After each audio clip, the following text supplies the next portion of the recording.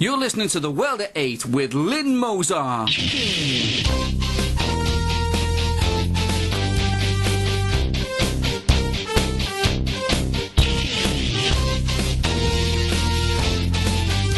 The World at 8, the number one in nationalist news. Highlights of the news today, Monday, the 11th of June. White family of 5 ghettoised in a 3-roomed council flat in Islington. Why no large house down the road for her? An MP backs a petition that wants to stop the Nepalese migration into his region. French troops killed by Taliban. Attacks on Nigerian Christians carry Boko Haram hallmark. Hague says we may have to send troops to Syria to prevent Bosnian-style war. Thought for the day.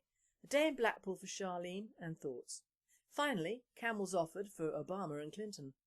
UK news. It has been reported by the Sun paper that a hard-working mother of 3 is rightly furious that she and her children have been ghettoised into a council flat, which is just up the road from the £2 million mansion that a family of Somalis have been given by the same council. The Somali clan occupy a Georgian townhouse in the street next to where Tony Blair lived before moving to number 10. Hard-working Clare Marlow-Gadsen said her small family is about to explode in their 3rd floor Islington Council flat, which boasts 3 rooms and a bathroom. She lives with her partner Jay Foran, sons Tommy 4, Harry 19 months and baby Charlie.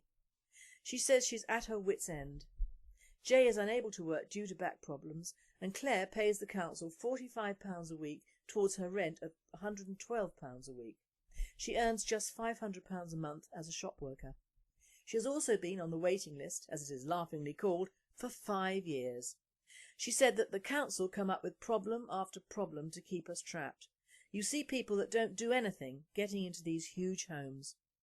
On the other side of the housing coin, Mohammed, 55, one of the 10-strong Somali clan, said all the adults in the house are on housing benefits and income support. The council said there is a severe shortage of family-sized council housing in Islington. Properties are allocated on a points-based system according to need. A World at 8 writer commented, when you consider that most of the councils are staffed by Muslims and other ethnics, it is jobs for the boys really. They are going to ignore the white family and put a new ethnic family in the good available homes. People say you cannot blame the immigrants, but you can, because they form a housing ring for their own and also when they come over here in the first place to obtain homes and money, so of course they are to blame. When did the points system go against our own people? When will this government start to look after people like Claire and begin to cap or stop parasites like the Mohammed clan from entering the country?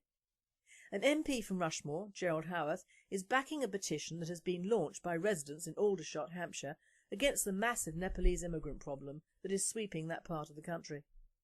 This is the 2nd petition to be launched. The first one is called Lumley's Legacy and totalled 2,100 Aldershot residents angry over the amount of Nepalese allowed to come over and stay. They say the government has made no allowance to the local council for the tremendous strain on the infrastructure in the region since 2009, when Lumley petitioned for them and also her career. The Gurkhas now only have to have 4 years' service to come over, and that includes all their extended families or clans, which is the problem. For every 1 short service soldier there are around 30 family members or more who descend on the region. And still they breed. The latest petition is called Please, Please, No More Nepalese. The ease with which the first petition got signed shows what concerns the local people are having, and rightly so. A World at 8 reporter commented, I heard someone bleat that an old soldier would be living in poverty in Nepal. This is not so. If all the Gurkhas went home to their families, their very good British pensions would keep all their relations very nicely and the villages would prosper. These mercenaries are just that. No sense of country or loyalty, or they would not leave their own country to a state of destitution as they do now. Euronews. French troops killed by Taliban. France says 4 of its soldiers have been killed and 5 others wounded in an attack in eastern Afghanistan. The Taliban said one of their suicide bombers carried out the attack on a NATO convoy in Kapisa province. Several Afghan civilians were also wounded. Violence has risen across the country in recent weeks, with the Taliban targeting both the Afghan forces and the 130,000 foreign troops remaining in the country. The deaths bring to 87 the total number of French deaths in the country since 2001. World news. Attacks on Nigerian Christians carry Boko Haram hallmark. A car bombing outside a Christian church in Jos and a gunman in the northeast of Nigeria killed 6 people and injured dozens in Sunday's attacks. No group immediately claimed responsibility for the attacks in Jos and Bio, a city in the northeastern state of Borno. They bore the hallmarks of assaults by a radical Islamist sect known as Boko Haram, which continue unabated despite a heavy military presence in the region. Britain may have to send troops to Syria. If the country spirals into a Bosnian-style civil war, William Hague has indicated. The Foreign Secretary said Britain would have to greatly increase our support for the opposition if the current United Nations plan for a ceasefire fails, as the Foreign Office now fears. Mr Hague repeatedly refused to rule out military action yesterday if Syria descends into terrible sectarian violence. And he twice compared the violence raging in the Arab state to the conflict in Bosnia, where 12,000 British soldiers were eventually sent, rather than Libya, where the government resisted sending in ground troops. Mr Hague told the BBC, "The reason I don't rule things out is because we really don't know how this situation is going to develop, or how terrible it is going to become. Increasingly, the analogy is not with Libya last year, but with Bosnia in the 1990s. A World at 8 writer stated, "There is a comment on this statement on the South East BNP website. Comparisons are odious and Hague is completely wrong as usual." Hague is trying to kowtow to the Muslims yet again. Muslims caused the war in Bosnia and are causing sectarian wars in their own countries. We are supporting Islamist rebels and Al-Qaeda, or rather Hague and the UN are. Thought for the day. A day in Blackpool and thoughts. Well, we had our day in Blackpool on Saturday the 9th. It was very well attended and I believe the entire proceedings were televised by BNP TV, so should be available on our website later. This account is from me personally as a member of the new Pro-Fam group, which is for the protection of families. Pro-Fam covers not just the UK but the European aspect of protecting the family. Another large European group is Women Against Islamisation, which counts Jackie Griffin amongst its numbers. So the demonstrations in Blackpool really enveloped many diverse wings and individuals who turned out in full force on behalf of Karen Downs, the mother of the missing child, her daughter Charlene. Now, speaking about Pro-Fam, the terrible effect of the Muslim grooming and murders in the north of our country are the first of many of what I hope will be very successful campaigns to raise the awareness of all British people to the fact that it is not only still going on and has been for many, many years, but the terrible fact that the establishment is still refusing to acknowledge the root cause of it, let alone actually do anything about it, stopping it. The root cause is the mindset amongst certain Muslim groups. Not all Muslims are groomers, but most groomers are Muslim. Now back to the demo. Well, I had thought I had it all organised in the South East region. I and the Hampshire SRO organised between us a car up from Southampton to me in Borden. Then we would all drive up to collect and pick up Steve Bolton's van in Crowthorne, Berkshire, and 4 would travel with us and 2 would travel in Steve's van. Bloody marvellous, I thought. Great organisation. Pride comes before a fall, and it did. The only driver from Southampton cancelled out at the last minute, so there were 4 less than hoped going up from this region. With the result, my better half and I collected Steve and proceeded to make the journey up north. Now, without blowing my own horn, my handbag was full of painkillers, cough medicines and honey because I had a bad throat to end all bad throats, and I still have it indeed. So to all who wouldn't make it because they didn't feel well, I didn't either. In fact, I felt like death warmed over. The weather got increasingly bad as we progressed up north. We had left Hampshire in sunshine, but that soon changed. By the time we reached Blackpool, there was a waterspout, a volcano and a ruddy great typhoon in progress. Just for us the heavens opened, but one didn't get drowned because the howling gales blew everything, including the umbrellas, away. Suffice to say at this stage I was a grumpy bunny. However, I talked to a great many brave supporters who had been standing around all morning, bless them. Well, I say talked, it was rather a shout against the wind which was straight off the sea, which was dark grey and menacing. We then had the arrival of our chairman, Nick Griffin, and his wife Jackie. Bless them, I really have the greatest admiration for them and the officers of the party who turned up regardless of the virtual parting of the waves. This storm was of epic proportions and biblical proportions, and I was grateful also to the Reverend Robert West, who was standing behind me, to provide a religious input under the circumstances. I really did think that this was what hell was, standing in a puddle with open-toed sandals, being pissed on from a great height for eternity. Somehow, miraculously, the organisation proved faultless thanks to Adam Walker and co, and after several short addresses on the microphone we all departed for the meeting hall. Well, in my case I hobbled past all the casinos and God knows what, past all the hen parties. How can girls who are tangerined up and wearing virtually nothing survive in that weather? And made it to the nearest Costa Coffee and collapsed. After a decent period of R&R we made the hall. It was packed. We must have had over 150 bodies. We had them from the Outer Hebrides down to the southwest region. Great. We had a huge enclave from Scotland, bless them, in all their vocality. It was a truly great turnout for a very brave lady, Karen Downs. Whilst the turnout was great, we were missing a massive amount of organisers and personnel from the various regions, from the Midlands down, who professed to be British National Party supporters. I would like to commend all those who made the journey up there to support Karen Downs, even though some were not of the BNP but differing nationalist organisations. But we were of the same mind and this was just the first push. I will, however, give a slap on the wrist for those who simply did not bother.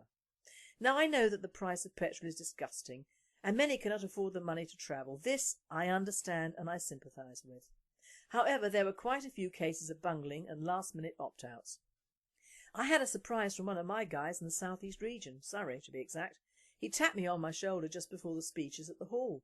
With no organisation from me, in fact I didn't know he would be going, he had travelled up to Blackpool from Woking that day by train at great cost and walked to the venues.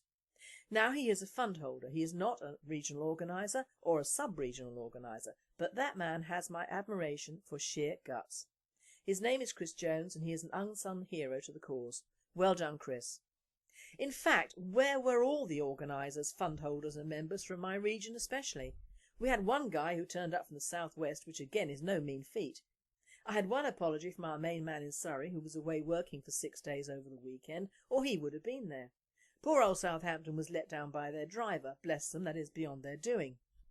I know not everyone can drop things and be on hand. There is illness, work, money and children to consider.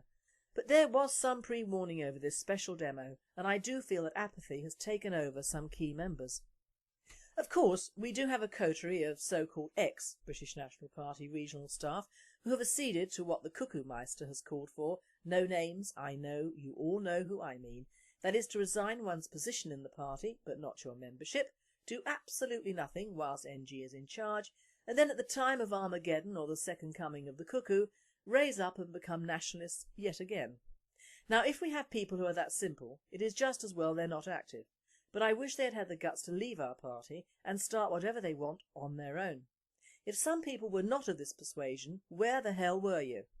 I bet you were all sitting on your backsides watching TV or thinking up things for your blogs. I believe they used to be called armchair politicians. It's rather like singing in the bath. You can please yourself.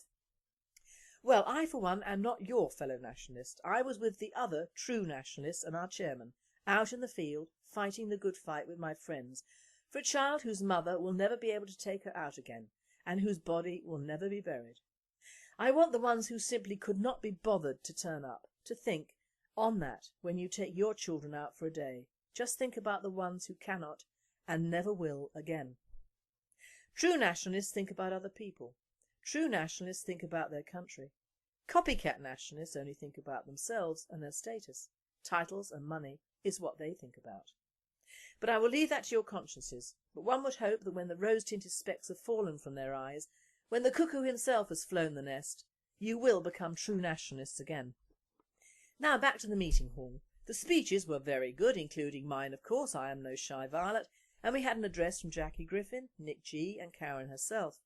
It was chaired by Simon Darby in his usual efficient fashion. As NG said, Pro-Fam is not just me, it is all of us nationalists who want to make a difference and stop the gradual erosion of our society, or at least what is left. All in all, it was well worth the journey, the sore feet and the tiredness the next day. We all showed the people of Blackpool that we are behind them in their struggle, even though the wind was certainly not behind us. Next time I would like to see more of us Southerners getting off our backsides and moving, because the first thing an Islamic establishment would do is to shut down all nationalist parties, even the ones who hide behind the anti-European stance, and the offshoot groups, the so-called campaign trail, the on-the-street ones, and of course the cuckoos as well. If Islam wins, it would not be the fault of the British National Party, it will be yours. Now, if anyone has any information about the Charlene Downs case or any similar case, or indeed any hint of any grooming anywhere in the UK, please contact, in complete confidentiality, the ProFam Lifeline. Phone number 0783 8180 990 or email profameuro@sky.com. And finally, Al-Shabaab offered 10 camels for Obama but just 2 for Hillary. Jihadist websites are relaying a statement apparently from Fuad Mohammed Khalaf, Al-Shabaab's chief fundraiser. Fuad, who himself has a $5 million bounty on his bonds, is heard to say, and I quote, "Whoever brings the Mujahideen information about the whereabouts of the infidel Obama and the lady of Bill Clinton, the woman named Hillary Clinton, I will give a reward," the man said. Now, with camels costing around $700 each, this means $7,000 for Obama, who was not born an infidel, keep up Khalaf, and a measly $1,400 for Clinton. No sense of humour these guys have, they?